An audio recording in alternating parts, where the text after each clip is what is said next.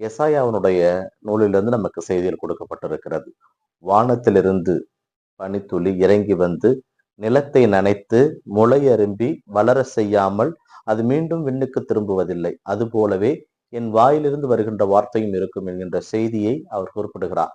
இதை எதற்காக குறிப்பிடுகிறார் என்றால், இயற்கை அனைத்துமே இறைவனுடைய வார்த்தைக்கு கட்டுப்படுகின்றன.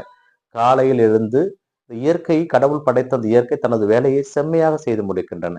ஆனால் மனிதன் மட்டும் கடவுள் கொடுத்த வேலையை செய்யாமல் இருக்கின்றான் என்கின்ற ஒரு எண்ணத்தோடு இந்த வார்த்தைகள் நமக்கு கொடுக்கப்பட்டிருக்கிறது. இந்த தவ காலத்திலே நாமும் இறைவன் நமக்காக கொடுக்கப்பட்டிருக்கின்ற, பணிக்கப்பட்டிருக்கின்ற வேலையை செவ்வனே செய்ய கடமைப்பட்டிருக்கிறோம்.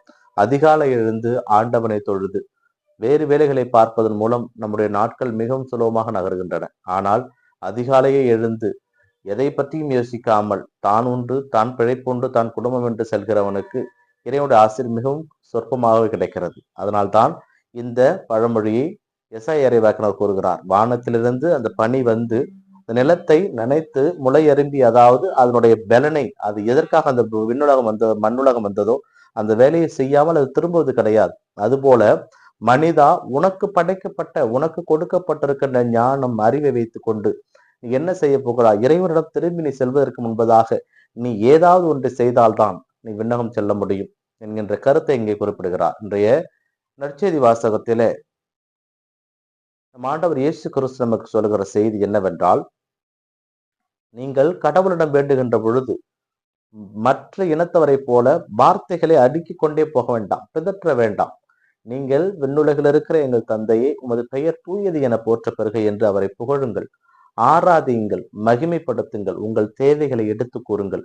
அன்றன்றைக்குள்ள தேவையே போதும். அதனால்தான் இன்றைய எங்களுக்கு தேவையான உணவை அளித்தருளும், இன்று எங்களுக்கு தேவையான உணவை அளித்தருளும் என்ற வார்த்தை இங்கே பயன்படுத்தப்பட்டிருக்கும். கிறிஸ்துவில் மிகவும் பிரியமானவர்களே, இதுல இறுதியாக நற்செய்தி வாசகத்தை சொல்லப்படுவது போல, நீங்கள் மற்றவர்களை மன்னித்தால்தான் உங்கள் விண்ணக தந்தையும் உங்களை மன்னிப்பார்.